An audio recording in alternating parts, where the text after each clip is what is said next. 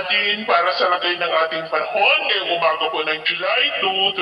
2024 na kung saan sa ngayon ay patuloy pa rin ang pag-ihal ng Intertropical Convergence Zone na nag-i-extend pa rin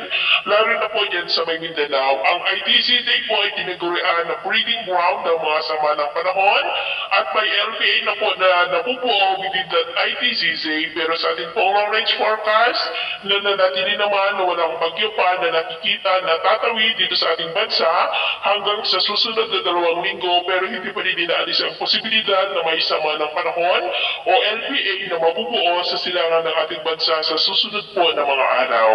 At sa lagay ng ating panahon, ngayong madaling araw ay maayos ang panahon sa malaking bahagi ng bansa pero dahil sa habagat ay may mga isolated rain sa kanluran po ng bansa lalo na po sa may Bataang, Calabar Zone, Mimaropa, Panay Island, Bohol at ilang bahagi ng Zamboanga Peninsula. At mamaya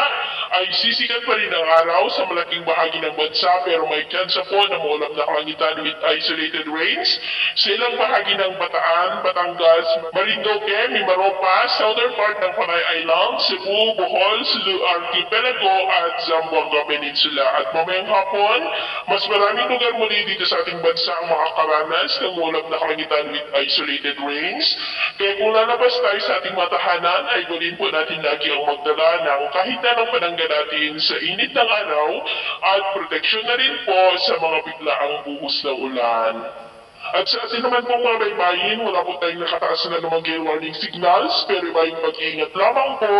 kung papalaot tayo para mas makaiwas sa mga sapunang pangkat.